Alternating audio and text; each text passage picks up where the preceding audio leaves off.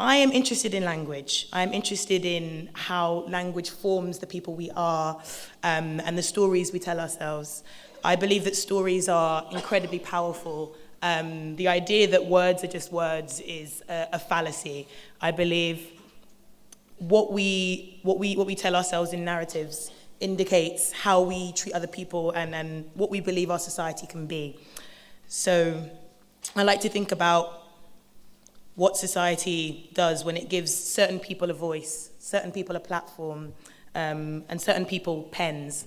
Who is telling our stories? Who is getting the right to speak? Who is getting the right to share their narrative with the world? And I think you'd agree that it tends to be a certain type of person with a certain type of upbringing, a certain color of skin. And I think that needs to change. I think we can tell a lot about our society by who is spoken to and who is spoken for. And I think one of the facets of this that we need to think about is how stories humanize something as big and as broad and as overwhelming as the issue of migration. So this is what I want to do. I want to tell stories. I believe that's a big part of how we can begin to make this issue something that people have a personal responsibility towards, whether that be diplomats like yourselves or civilians. And the Foreign Secretary said that it's impossible to try and conjure one reason as to why people move. And with the atypical arrogance of an artist, I've actually attempted to do that. So this is a poem that I've written to try and encapsulate why it is that we move, what it is that compels us as a people to move. And this is called We Are Restless. And I was thinking about the term waves. We're seeing this a lot in our newspapers and our media, waves of migrants, floods of migrants, a wholly negative term, I think you'll agree. But this is my attempt to reclaim that word and to reclaim the humanness of the migrant story.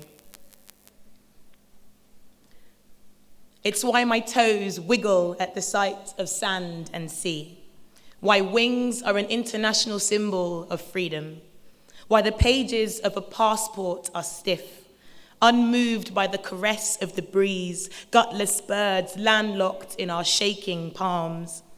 It's why when children dream of who they could be, their heads instinctively tilt upwards to the sky. It's why there's sky and the promise of an ultimate destination, a heaven, a God. It's why the sky hangs heavy with many unanswered prayers lately. It's why tears and sweat and the ocean taste the same when you touch your tongue to them. It's why a West Indian woman drowns her full English breakfast in hot sauce, trying to walk her tongue back to the ragged place where she last felt she belonged. It's why it never tastes quite like how your mother made it. It's why flags fill some of us with pride and others with terror. It's why when we ask them to go back, we are invoking time machines, magic wands, pleading bullets to sail back into their barrels. There is nothing to go back to. No greatness, no glory, no sacred purity somehow crushed in the clumsy hands of globalization, but politicians have to sell us something. We all have to invest in something. Maybe that's why we feel so lightheaded, so dizzy. Must be the travel sickness, the amnesia, the constant chase for the good old days that glitter so bright from this safe refuge of nostalgia.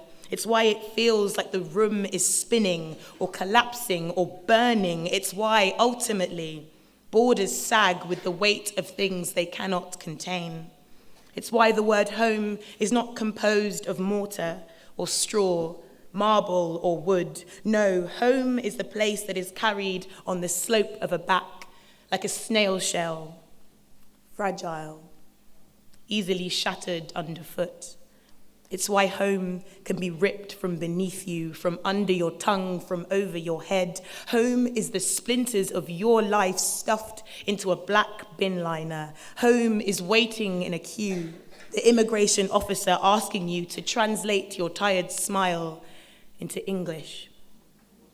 It's why I lay in bed last night and listened to the ballad of the wind, Even she, the most fickle of travelers, was dragged by the ear to a place of pins and paperwork, told she must be still and silent, place a pin into her heart and pledge allegiance to her prison. It's why the air is so still, and stories don't carry as easy as they should. The cruelest trick history has played on us is the notion that we own this tapestry of earth our dogged feet rest upon.